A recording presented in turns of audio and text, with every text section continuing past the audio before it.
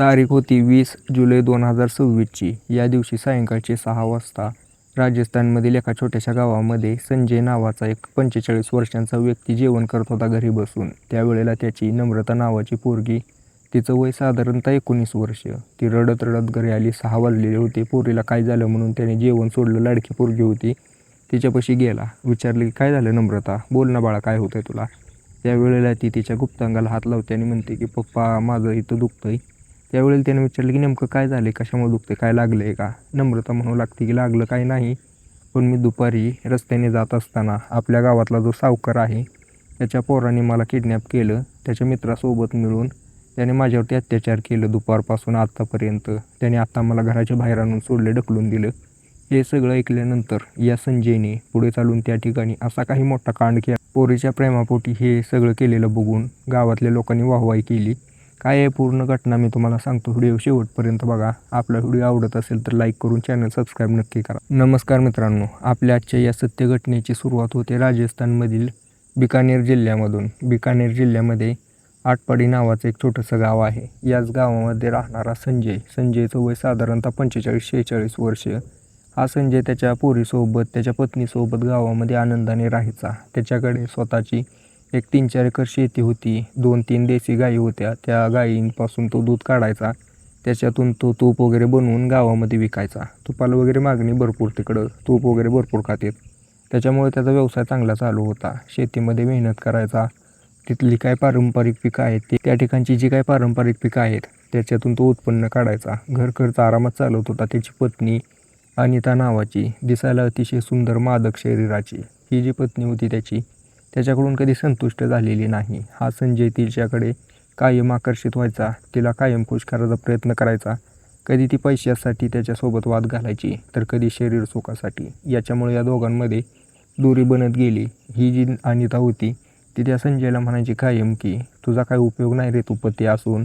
एक पोरगी काढली आणि तो विषय संपवला. आता या संजयच्या पोरीचं नाव नम्रता. अतिशय लाडकी पोरगी त्याची, एकटी संतान होती. त्यामुळे तो संजय तिचा लाड चांगल्या पद्धतीने करायचा. त्याची पोरगीचं स्वप्न होतं की ती डॉक्टर बनावी किंवा शिक्षक बनावी, जेणेकरून तिच्या बापाची मान आनंदाने उंचवेल. आता तो बाप म्हणायचा की तू काय करायचं ते कर, फक्त तुझ्या मर्जीनं कर, जास्त काय लोड घेऊ नको. जरी काय नाही बनली तरी मला काय हरकत नाही, तू निवांत राहा. त्या पोरीला असं म्हटल्यानंतर ती पोरगी ही खुश होती. बापाचा कसला लोड नव्हता. दुसरीकडे आई अशीच असायची, त्यामुळे ती बापाकडे जास्त असायची.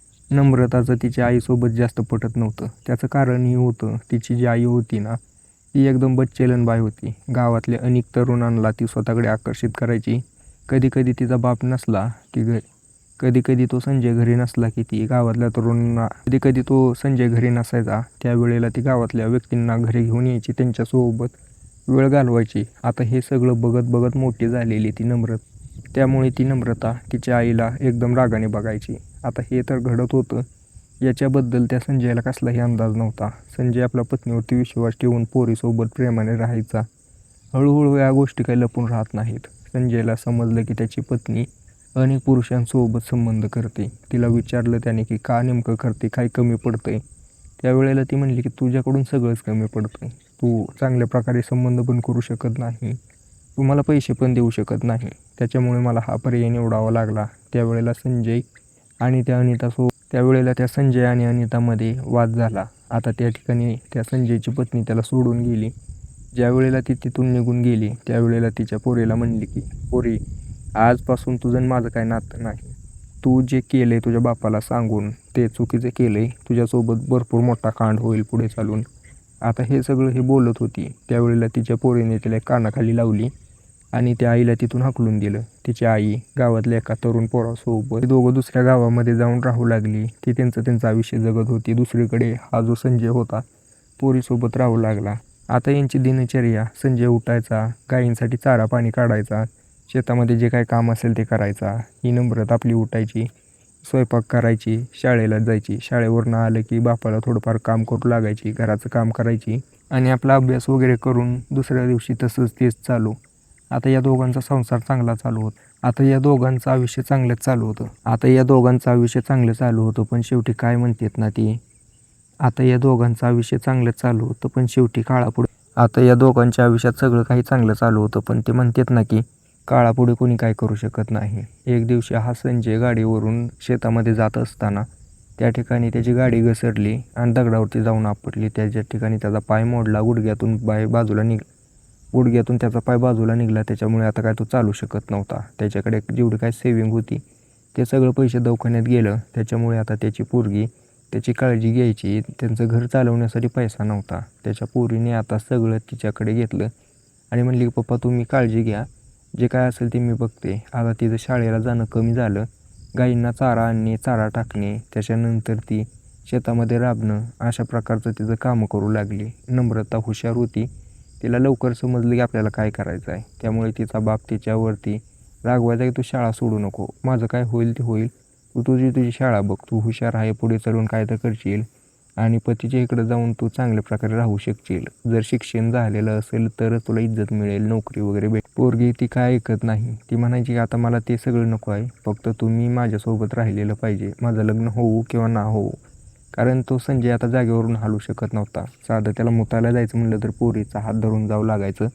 अशा प्रकारची त्याची अवस्था झाली होती. तिची शाळा तर सुटली, पण एक तिच्या मनामध्ये जिद्द होती की बापाला काहीतरी मदत करायची. शेतीत तिने मेहनत करायला चालू केली. पावसाळ्याचे दिवस होते, त्यामुळे तिने पेरणी वगैरे केली.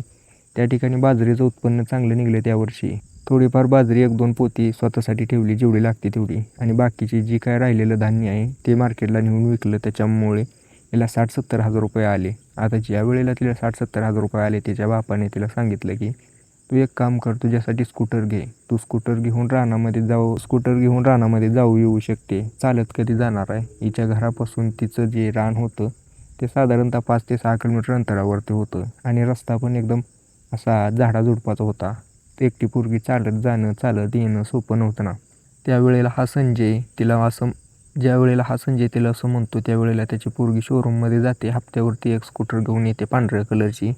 स्कूटर घेऊन आल्यानंतर तिची मैत्रीण वगैरे तिला भेटायली. तिचा बाप तिचं कौतुक करतो आणि सांगतो की आता सगळं काय काम स्कूटरवरती होईल तुझं. आता ती दुसऱ्या दिवशीपासून वैरण आणणं, गाईंना पाणी आणणं, सगळं ही स्कूटरवरती करू लागली. त्याच्यामुळे तिचं आयुष्य सुखकर झालं. तर मित्रांनो, ही भरपूर दिवस झाले शाळेला गेली नव्हती. त्यामुळे तिचे शिक्षक विचारत होते की काय झालं, पण ही काय सांगत नव्हती. आता शिक्षकांनी तिच्या मैत्रिणीला विचारायला चालू केलं. अरुणा नावाची तिची मैत्रीण.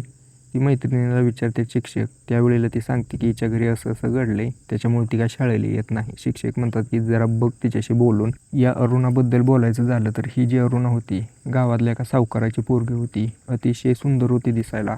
गावामध्ये तिचा दबदबा होता, पैसा होता भरपूर, आणि हिची मैत्रीण होती. त्यामुळे ही अरुणा एक दिवशी तिच्या घरी जाते. तिच्या बापाची हालत बघून त्याला म्हणते की काळजी घ्या आणि आणि जर काही मदत लागली तर मला नक्कीच सांगा. तिचा बाप होकार देतो. दुसरीकडे ती त्या नम्रतापाशी जाते आणि म्हणते, नम्रता भरपूर दिवस झाले तू कॉलेजला आली नाही, काय नेमका विषय आहे. सर विचारते, तू त्यांचा पण काय रिप्लाय दे नाही, फोन केला उचलत नाही. नम्रता म्हणते, एक बघ, तुला तर सगळं हाल दिसतंय आणि तू मला विचारते असं, तुझ्यासमोर आहे सगळं. ती बरोबर आहे म्हणते, पण शाळेला तर अधूनमधून येत जा हजेरी लावण्यासाठी. त्यावेळेला ती नम्रता अरुणाला होकार देते आणि ती अरुणा त्या ठिकाणाहून निघून जाते. दुसऱ्या दिवशी कॉलेजमध्ये जाऊन शिक्षकांना सांगते घडलेली परिस्थिती. शिक्षक ही ती विषय सोडून देतात. त्यांना माहिती होती की आता ही काय पोरगी येऊ शकत नाही शाळेला. मित्रांनो, आता ही जी नम्रता होती, जेव्हापासून घरी राहिली होती तेव्हापासून एकटी होती. तिला आता काहीच काम नव्हतं. ना कुठल्या मैत्रिणीला भेटणं, ना कुठं टाईमपास होणं. काम करायची, दिवसभर घराच्या छताकडे बघत बसायची. आता हिची ही परिस्थिती तिच्या बापाला बघवत नव्हती. तो विचार करायचा की माझ्यामुळे सगळं झालं आहे, आता या पोरीला कसा टाईमपास करायला हवं. त्यामुळे तो स्वतःकडे असलेला एक अँड्रॉइड मोबाईल तिला देतो. नम्रता ज्या वेळेला अँड्रॉइड मोबाईल हातात घेते त्यावेळेला तिच्या मैत्रिणीला कॉल लावते. ती जी अरुणा होती ती जवळची मैत्रीण होती. या दोघींमध्ये बोलणं चालणं चालू होतं. आता या दोघींमध्ये कॉन्टॅक्ट बनलं. त्यामुळे आता ह्या दोघी कधी शॉपिंगला बाहेर जा, कधी कुठं जेवण करायला जा, अशा प्रकारचं तिचं आयुष्य चालू होतं. आता ही नम्रता कुठंतरी गुंतली. त्याच्यामुळे तिच्या बापाला बरं वाटलं. तो विचार करू लागला की चला पोरीचं कुठंतरी मन लागलं. दुसरीकडे ती जी अरुणा होती ती अतिशय श्रीमंत घरातली होती. त्यामुळे ती प्रत्येक गोष्टीचा खर्च करायची. या नम्रताला कसलाही खर्च करावा लागायचा नसायचा. या नम्रताला कसलाही खर्च करू देत नव्हती ती. त्यावेळेला ती पण म्हणायची की चालेल, तुझा ज्यावेळेला वाढदिवस येईल त्यावेळेला मी केक घेऊन येईल तुझ्या घरी. नम्रताला ती अरुणा होकार देते आणि काही दिवस गेल्यानंतर 10 जून 2025ची ती तारीख होती आणि काही दिवस गेल्यानंतर 10 मे 2026ची ती तारीख होती. या दिवशी त्या अरुणाचा वाढदिवस होता. अरुणाला वाढदिवसाचं शुभेच्छा देते नम्रता आणि जसं ठरवलं होतं तिनं तसं ती तिच्या मैत्रिणीला सांगते की तू केक घेऊन येऊ नको, मी स्वतः केक आणणार आहे.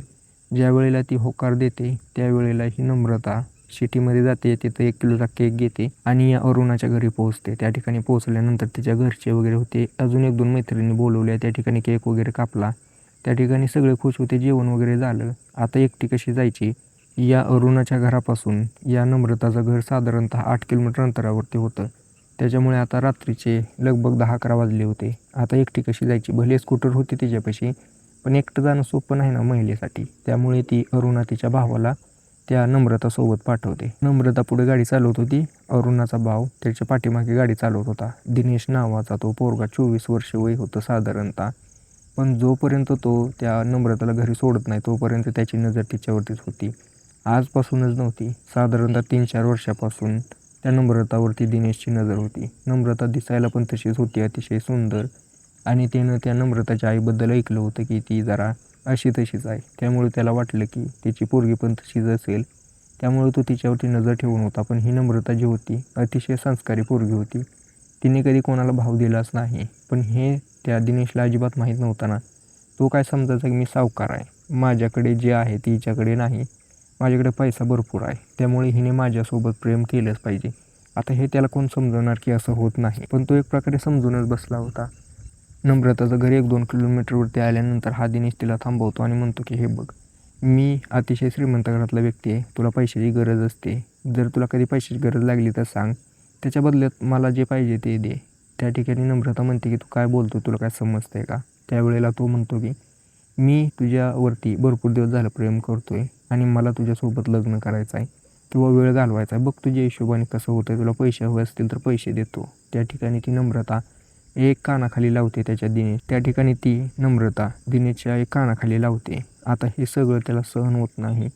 एवढ्या श्रीमंत घरातला पोरगा, भले त्या ठिकाणी कोणी नव्हतं, कोणी बघितलं नाही, पण त्याच्याही मनाला वाईट वाटलं ना की मला कानाखाली कशी लावली, आईबापाने अजूनपर्यंत मारली नाही.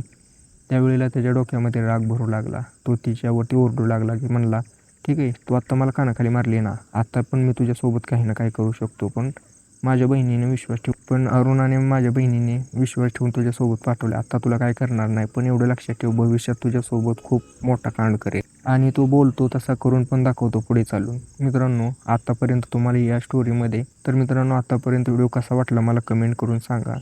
ज्या वेळेला तू नम्रताला अशी धमकी देतो त्यावेळेला तो त्या ठिकाणाहून निघून जातो. 2 किलोमीटर अंतर होता, पण नम्रता आता भीत घरी पोहोचते. तिचा बाप त्या ठिकाणी तिला म्हणतो कशी झाली पार्टी? ती म्हणली मस्त. त्यावेळेला ती कापडं वगैरे काढते, थोडं चेहरा वगैरे धुते आणि झोपी जाते. सकाळी आपलं जेवण केलं, गायींसाठी चारा पाणी केला आणि बापाला ती आंघोळ वगैरे घालते आणि रानाकडे निघायला लागते. म्हणजे आपली तिची दररोजची दिनचर्या चालू होती. दुसरीकडे तो जो दिनेश होता त्याच्या मनाला लागलं होतं हे सगळं. हा दिनेश घरी गेल्यानंतर घरात जाऊन झोपला नाही, तर तो त्याच्या मित्रापाशी जाऊन बसला. मित्राला म्हणतो की माझ्यासोबत असं असं घडलं आहे. त्याचा मित्रही त्याला झाडावर चढवतो. तो म्हणतो की चल कुठेतरी बसू आपण, भरपूर दिवस झालं बसलो नाही. त्यामुळे ते ठेक्यावरती जाते. त्या ठिकाणी 2-3 बाटल्या घेतात आणि रानामध्ये जाऊन बसते. दिनेशचं रान साधारणतः 70-80 एकर रान होतं त्याला. त्या ठिकाणी बसल्यानंतर ते दोघं चर्चा करतात की काय करू शकतो. दिनेशला त्याचा मित्र अनिल म्हणतो की भरपूर काय करू शकतो, तो तिच्यावरती जोर जबरदस्ती करू शकतो किंवा तिच्या घरी स्थळ पाठवू शकतो, बघ तुझ्या हिशोबाने कसं होतंय. हा जो दिनेश आहे तो म्हणला की ही तर स्थळ पाठवायच्या लायकीची नाही, याच्यावरती आपण जोर जबरदस्तीच करू. आता हे दोघांमध्ये ठरतं. त्यावेळेला हा जो दिनेशचा मित्र आहे अनिल, तो तिच्यावरती लक्ष ठेवून होता. ज्या वेळेला पण ते रानात जायची त्यावेळेला तो दिनेशला माहिती द्यायचा. हा जो अनिल होता तो आता त्याच्यासाठी पाठराखण करण्यासारखा झालेला होता. पण ही जी नम्रता होती कायम रानामध्ये स्कूटरवरती जायची. स्कूटरवरती तिला पकडणं सोपं नव्हतं. पकडणं सोपं नसल्यामुळे तो तिच्या नादी लागत नव्हता. पण एक दिवशी त्या नम्रताला चालत जाताना बघितलं आणि त्या दिनेशला फोन करण्यात आला. दिनेश त्या ठिकाणी पोहोचतो आणि त्या नम्रता पुढे उभा राहतो. नम्रता त्या दिनेशला बघून अवाक होते, विचारते की का तू इथे थांबला आहे, माझ्यासमोर का आला आहे. त्यावेळेला तो म्हणतो की त्या दिवशी तू माझ्यासोबत काय केलं होतं आठवत आहे ना, त्याचाच बदला घेणार आहे मी. त्या ठिकाणी ती नम्रता म्हणते, काय बोलतोय तू? तू माझ्यासोबत काय करणार? काहीच करू शकत नाही तू. मी तुझ्या विरोधात कंप्लेंट करेल, माझ्या आईबापाला सांगेन, तुझ्या बहिणीला सांगेन. त्यावेळेला तुला चांगला धडा शिकवतील. पण तो दिनेश काय ऐकण्याच्या मनस्थितीत नव्हता. दिनेश त्या ठिकाणी त्या नम्रताला उचलून त्याच्या रानामध्ये घेऊन जातो आणि त्या अनिलला फोन करतो आणि म्हणतो की मी पकडलंय तिला, पटकन येताना बाटल्या घेऊन ये. आता तो जो अनिल आहे बाटल्या घेऊन रानामध्ये पोहोचवतो. त्या ठिकाणी ते दोघं बसून मागं पेग लावतात. दारू वगैरे पिऊन झाल्यानंतर त्या नम्रताला एका खोलीमध्ये घेऊन तिच्यासोबत वाईट कृत्य करतात. आता तोपर्यंत करतात जोपर्यंत या दोघांचं मन भरत नाही. मन भरल्यानंतर तिचा व्हिडिओ वगैरे काढून तिला सोडून देतात, पण म्हणतात आम्ही जेवपर्यंत तुला बोलवेल तोपर्यंत तुला यावं लागेल, नसेल तर तुझ्यासोबत खूप वाईट होईल, हे सगळे व्हिडिओ व्हायरल करील. आता ही नम्रता हे सगळं सहन करून त्या ठिकाणाहून निघून जाते. रानात जात नाही, घरी जाते. तिचा रडका चेहरा बघून बाप विचारतो काय झालं? ती म्हणते की काय नाही झालं, मी अशीच रडते, थोडं मला ठेस लागली. तो म्हणतो काळजी घ्या. नम्रता होकार देते, पण आता रानात जात नव्हती. दुसरीकडे तिच्या गायी ओरडायच्या. हे सगळं तिला सहन न झाल्यामुळे ती आपले उठते, पुन्हा रानामध्ये जातो. तो अनिल तिच्यावरती नजर ठेवून होता. ज्यावेळेला ते बाहेर पडते त्यावेळेला तो दिनेशला फोन करतो. दुपारचे 2 वाजलेले होते. दिनेश त्या ठिकाणी येतो. दिनेश आल्यानंतर तिला उचलतात. दोघं पुन्हा तिच्यावरती अत्याचार करायला चालू करतात. आता हे सगळं तिला सहन न झाल्यामुळं ज्यावेळेला तिची सुटका झाली त्यावेळेला ती घरी आली आणि बापाला सांगते. ज्यावेळेला बापाला समजतं त्यावेळेला त्याला खूप राग येतो, पण तो त्या ठिकाणी लंगडा होता. तरीही त्या पायाची काळजी करत नाही. डॉक्टरनं सांगितलं होतं की पुढचे काही दिवस हलवू नका, प्लॅस्टर आहे पायाला. तो त्याची काळजी न करता उठतो, तिथं पडलेली एक कुऱ्हाड घेतो आणि त्याच्या गाडीवरती बसून त्या दिनेशच्या आणि अनिलच्या शोधात निघतो. दिनेशच्या घरी गेल्यानंतर त्याला विचारतो की तुमचा दिनेश कुठं आहे? ते म्हणले की मला माहीत नाही. त्या ठिकाणी त्या दिनेशची बहीण अरुणा होती. ती म्हणली मला माहीत नाही कुठं गेलेला आहे. ते विचारू लागतात की काय झालं, पण तो काय सांगत नाही. दिनेशच्या मित्रांना विचारू लागतो. ते सांगतात की अड्ड्यावरती असेल. त्याच्या अड्ड्यावरती तो पोहोचतो. त्या ठिकाणी अनिल, दिनेश आणि त्याचा एक मित्र दारू पित होते. आता या संजयला माहीत नव्हतं की याच्यामध्ये कुणी अत्याचार केलेले आहेत. हा जो संजय आहे दिनेशला बघून भावचळतो. त्याने आणलेली कुऱ्हाड पटकन त्याच्या पाठीमध्ये मारतो. दिनेशला पळायचं पण कळत नाही, दारूच्या नशेमध्ये होता. त्याचे 2 मित्र पळायला लागतात. आता त्याच्या पाठीतून कुऱ्हाड काढून त्या दोघांच्या डोक्यावरती मारू लागतो. त्या ठिकाणी तो अनिल होता धाराशायी. दुसरा पोरगा होता, त्यातलाही तो त्या ठिकाणी वार करतो आणि त्यालाही धाराशायी करतो. पटकन येतो आणि या दिनेशच्या मुंडक्यावरती कुऱ्हाड मारतो. त्या ठिकाणी त्याचं मुंडकं सेपरेट करतो आणि ते मुंडकं उचलून पोलीस स्टेशनमध्ये घेऊन जातो. त्या ठिकाणी पोलीस अधिकारी बसलेले होते. आता ते हे सगळं बघून हैराण झाले आणि विचारू लागले की नेमकं काय प्रकार घडलेला आहे. पोलिसांना ज्या वेळेला समजलं की त्याच्या पोरीसोबत असं वाईट झाले, ते त्याला म्हणतात की तू कायदा हातात घ्यायला ना पाहिजे होता. जे घडलं ते चुकीचं आहे, आम्ही शिक्षा दिली असती. पण मला आता हे सांगा, त्या संजयने जे केलं बरोबर केलं का कायदा हातात घेऊन? तुम्हाला काय वाटते? पोलीस केस झाली असती तर पोलिसांनी त्याला न्याय दिला असता का? कमेंट करून नक्की सांगा. आणि पुढे चालून या संजयवरती योग्य ती कारवाई केली जाईल. बाकी व्हिडिओ कसा वाटला मला कमेंट करून नक्की सांगा.